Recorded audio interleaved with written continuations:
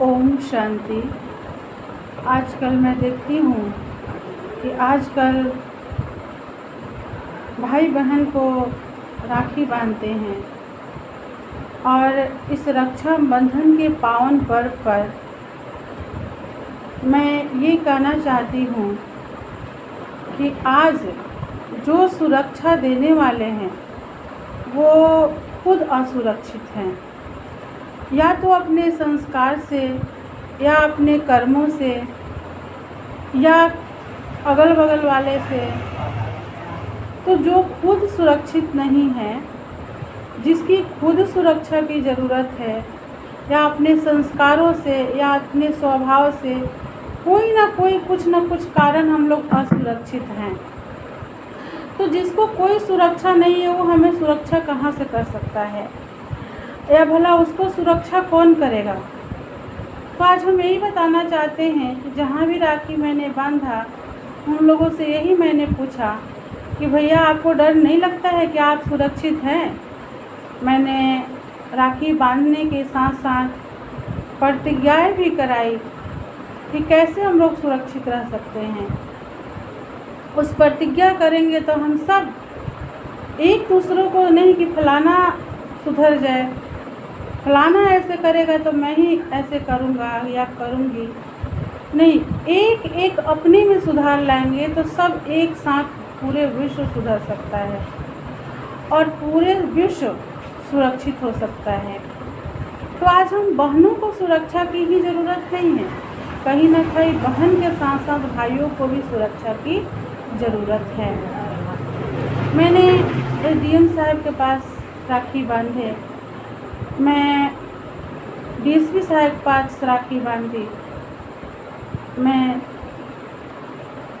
Jail superintendent साहब के पास राखी बांधी, चेयरमैन जी के पास राखी बांधी, और जेलर साहब को भी राखी बांधी, रजिस्ट्री ऑफिस में भी राखी बांधी, बहुत जगह बांधी, कहाँ कहाँ मैं बताऊँ। आज हम लोग वो महीनों जब से सावन शुरू होता है तब से हम लोग राखी ही बांधने आते हैं, और ये ब्रह्मा कुमारियों को राखी बांधने का ये उद्देश्य है, ये उद्देश्य के साथ राखी बांधती हैं कि हमारा सबका सुरक्षा दे करने वाला स्वयं परमपिता परमात्मा है। अगर कोई भी मुश्किल घड़ी आती है और जो मेरे से समाधान नहीं होता है समस्या का, तो हम तुरंत ऊपर वालों को याद करते हैं कि हे भगवान आओ मुझे मदद करो।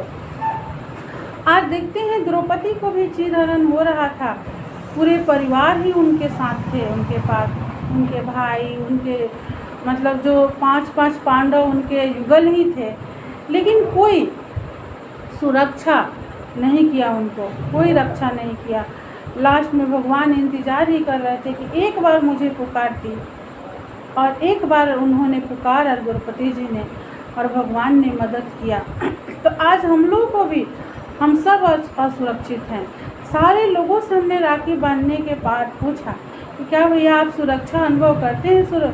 तो नहीं, आज तो बहुत डर के जीवन जी रहे हैं। तो मैंने कहा कि ठीक है भैया, आप तो मेरे सुरक्षा में हो, लेकिन कहीं ना कहीं हमारे भाई सुरक्षित नहीं रहेंगे तो भला कैसे हमें सुरक्षा कर सकते हैं, हमें सुरक्षित कैसे रख सकते हैं। तो हम लोग का एक राखी माउंट आबू राजस्थान से आता है। ये राखी जो हम लोग बांधते हैं विश्व में कहीं नहीं मिलेगा, ये ब्रह्मा कुमारी ईश्वरीय विश्वविद्यालय में माउंट आबू राजस्थान ही ये राखी मिल सकता है।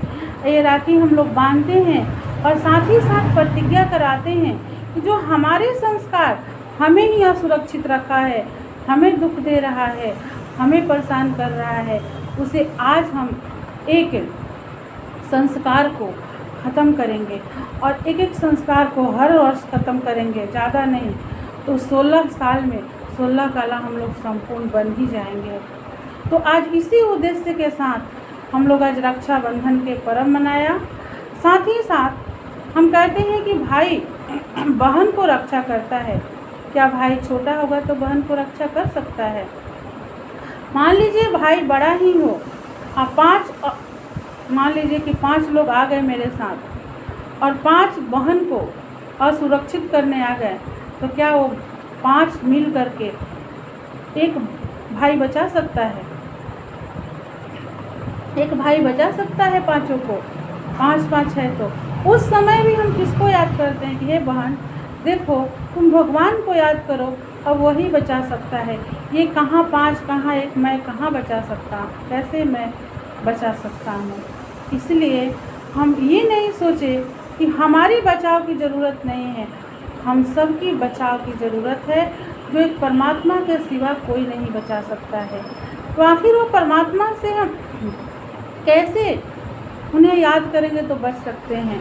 तो हमें प्रजापिता ब्रह्मा कुमारी ईश्वरीय विश्वविद्यालय में ये शिक्षा दी जाती है कि खुद को जाने तभी हम खुदा को जान सकते हैं। मैं कौन हूँ और मेरा अंदर मेरा कहने वाला क्या कौन है, इसे जानना मुझे बहुत ज़रूरी है। तो खुद को जाने और तभी खुदा को पहचान सकते हैं।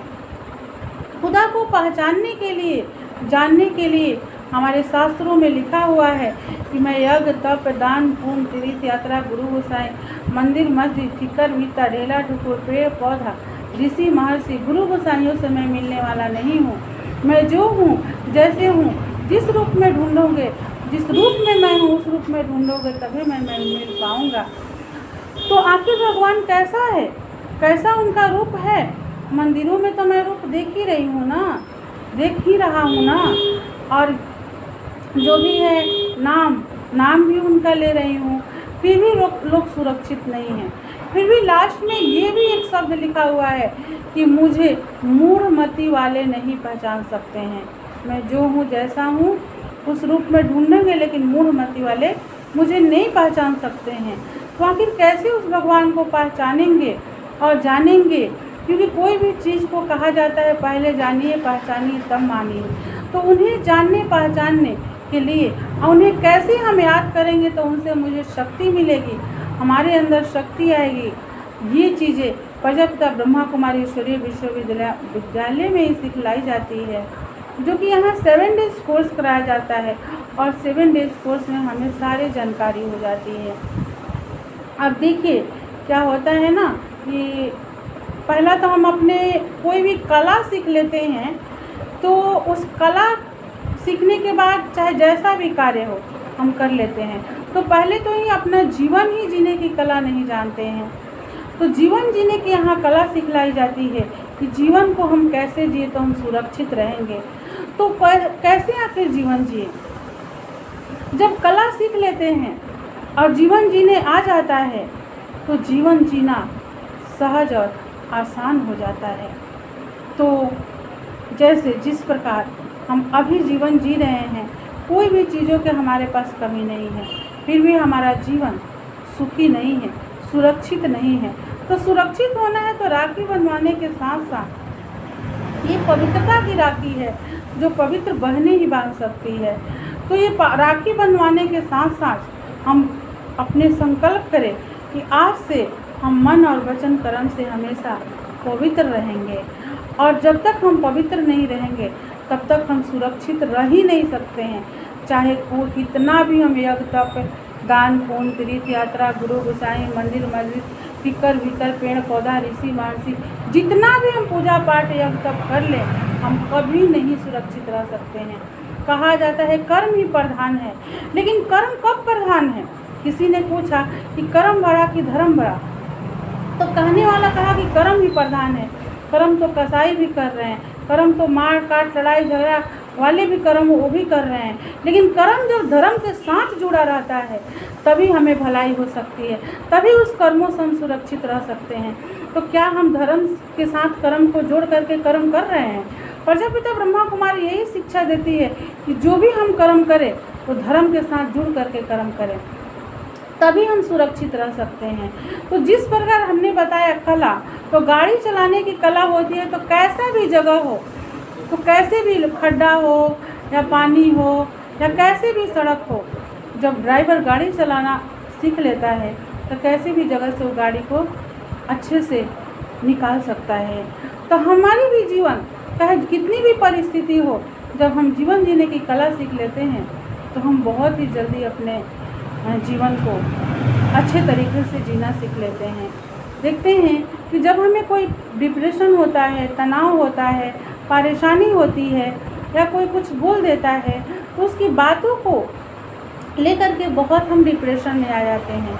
क्या ये डिप्रेशन का मेडिकल में कोई मेडिसिन है जो हमारी डिप्रेशन ठीक हो, या कोई बात मन में हो और दवा से हमारी मन के बात निकाल दो, या कोई ऑपरेशन करके वो मन के बात निकाल दे? नहीं, ये नहीं हो सकता है। कोई भी ऐसा मेडिकल में मेडिसिन ही नहीं है, ना डॉक्टर है। लेकिन डॉक्टर हमारा शरीर को ठीक करता है। कैसे? मेडिकल के पढ़ाई करके मेडिसिन देता है और हमारा शरीर ठीक हो जाता है। लेकिन प्रजापिता ब्रह्मा कुमारी ईश्वरीय विश्वविद्यालय में, यहाँ भी ईश्वरीय विश्वविद्यालय है, यहाँ भी हम लोग पढ़ाई पढ़ते हैं और पढ़ाई पढ़ के जीवन जीने की कला सिखाई जाती है और जीवन जीने लगते हैं। तो वहाँ मेडिकल में मेडिसिन देते हैं, लेकिन यहाँ मेडिटेशन सिखलाई जाती है और मेडिटेशन से हमारा जीवन हमेशा ही सुरक्षित रहता है। मेडिटेशन में क्या किया जाता है? हम लोग भगवान को याद करते हैं, यानी भगवान को याद करना मीन्स उनसे संबंध जोड़ते हैं। जो जिसको संबंध की कमी है उस संबंध को जोड़ करके उन्हें याद करके उनसे पावर शक्ति ले सकते हैं और हमारी आत्मा रूपी बैटरी को चार्ज करके और एक जीवन सुखी बना सकते हैं। यही हम कहूँगी कि सुरक्षित रहना है तो सुरक्षित बल, सुरक्षित कर्मी हो या कोई भी हो, उन्हें हमें भगवान के याद करना ही पड़ेगा, तभी हम सुरक्षित रह सकते हैं। इसी उद्देश्य के साथ हम लोग आज 1 महीनों से राखी बांध रहे हैं ताकि सब लोग सुरक्षित रहे, एक बहन ही नहीं सारी दुनिया सुरक्षित रहे। ठीक है। ओम शांति, ओम शांति।